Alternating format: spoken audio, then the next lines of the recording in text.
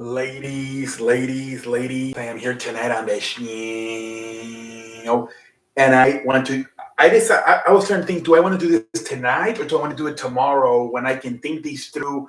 Um, maybe think a little bit more. Right now, I'm like fatigued. From wrestling. We watch me, Blaze McCoy, and some other guys on his channel. Where tonight we watched 5 hours. This show started at 6 o'clock. It wasn't over until 11 o'clock. 5 hours. We paid the ultimate price tonight of watching wrestling, man. Our ass cracks were about 11 inches when the show started. Now they're down to 5 inches, man.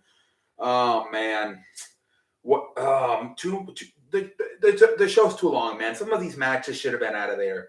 Hook versus QT Marshall. Like, come on, man. This match could have been on fucking Rampage. Come on, man. Hook wins the match. Layla Harsh versus Chris Lander. Of course, this match could have been a Rampage. Chris Steinlander wins. House of Black versus Death Triangle. Of course, this is probably gonna be on Dynamite, man.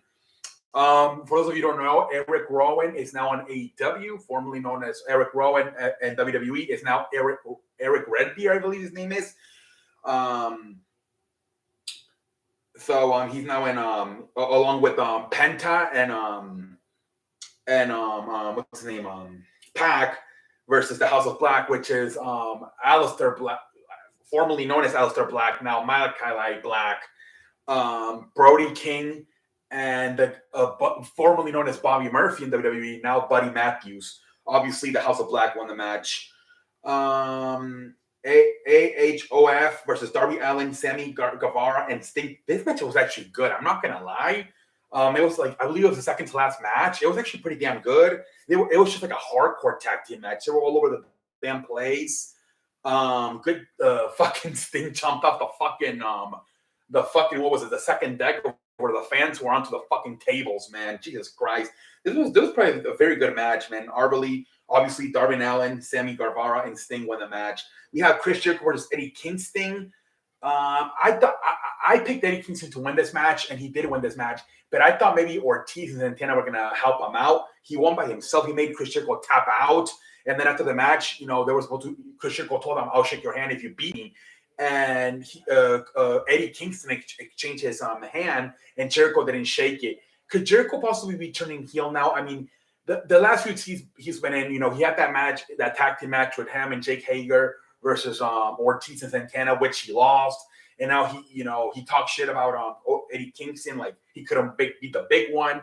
And he told him, if you beat me, I'll shake your hand. And then he beats him. He doesn't only beat him, he makes him tap. And then he doesn't want to shake his hand. So maybe Chris Jericho's turning heel. We'll see, man. Next we had the ladder match. Keith Lee, Orange Cassidy, Powerhouse Hobbs, Ricky Starks, Wardlow, and Christian. And the ladder match, this was a good match, I guess. And I was wondering where, Keith Lee and Powerhouse Hobbs and Wardlow, this is not their type of match. These guys are like 300 pounds. So they had them do like their own stuff at the end there. What's his name? Wardlow throws them to the stage onto tables, and both Hobbs and what's his name? Keith Lee were pretty much eliminated from the match. And then, as I predicted, Wardlow won the match. So now Wardlow's the number one contender for the TNA Championship. Jurassic Express versus Dread Dragon and the Young Bucks. Now, I thought this match was going to be more like the what's it called? The AHFO Darby Allin, Sammy Guevara Sting match. But no, this match was it was kind of stupid. It was like a triple threat match. And at times, one of the teams could have been in the match. It picked up, the pace picked off as the match went on. But Jurassic Express wins. Really nothing happened at the end there with Dread Dragon and the Young Bucks. I don't know where they're. I had a feeling that Jurassic Express was going to win. They got to build up that tag team title reign. And next we had Jake Cargill versus Tay Conti. Again, why are you having this match? Jake Cargill wins. Didn't she kiss? She kissed her in the lips. The fuck? And then Jon Moxley versus Bryan Danielson. By this time, this was like the third to last match. A lot of us were fatigued.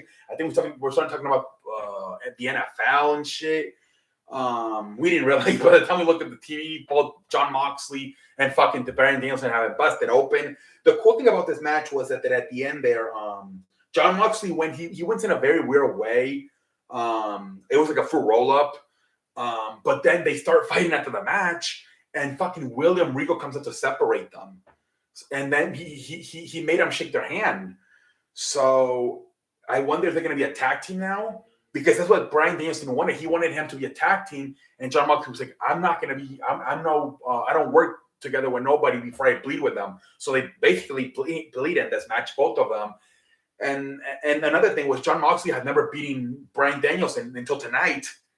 But I wonder if now they're going to be a tag team, and William Regal's going to be their general manager. We'll see. Next, we had CM Punk versus MJF. This match, I guess, was good. Obviously, a lot of blood. What happened in this match, Wardlow kind of turned on MJF.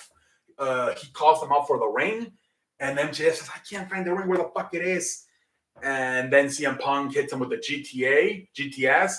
And then Wardlow, "Oh, fuck, I found the ring." And he leaves it in the apron. CM Punk grabs it. If this was kind of, as CM Punk's about to pretty much knock him out with that ring and win the match, fucking MJF fucking spits in his face. And then CM Punk just hits him with the ring right in the face.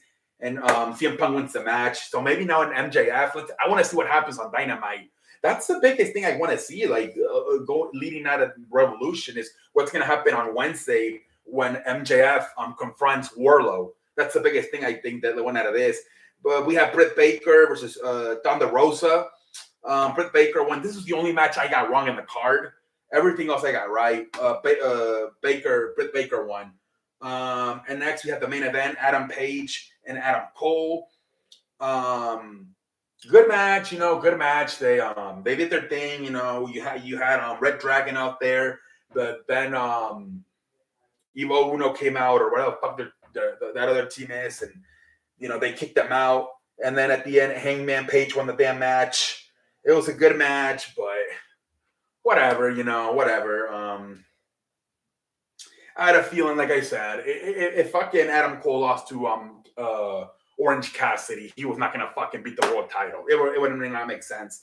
So look, this pay-per-view, it was, you had William Regal, debut in AEW. You had what's his face, Wardlow kind of turn on MJF. But not a lot of stuff happened. It wasn't as exciting as back in the other pay-per-view where you had a fucking Adam Cole and Bryan Danielson debut. And you had that crazy ass match, right, with Adam Page and take Kenny Omega. This movie wasn't that good. Maybe too long. A lot of matches should not be on. I think both WWE and AEW got to do a better job of not going more than 3 hours, man. This show was too damn long. Like I said, it started at 6. It wasn't over until 11. Too damn long. A lot of times we kind of tuned out. We started talking about WWE or at the NFL. And some big matches too, man. Like the Jon Moxley, Bryan Danielson match, and then the Adam Page, Adam Cole match. Those matches, we should not be tuned out. We should be invested. And at the first half of the match, we were like tuned out because we were like fatigued, I think, man, for sitting there for 5 hours, man. But yeah, man, they got to work on. The show was okay, I guess, but too long. Some of the matches should not have been on there. You would have liked to see maybe more surprises, but whatever. We'll see what happens. Like I said, the biggest thing out of this is let's see what happens now between MJF and Wardlow. Let's see where CM Punk goes from here. Let's also see what happens with Jon Moxley and Bryan Danielson and William Regal. Let's see what happens. But until next time, I'm going to like the light. Thank you for watching the C Sports channel. The fuck is happening?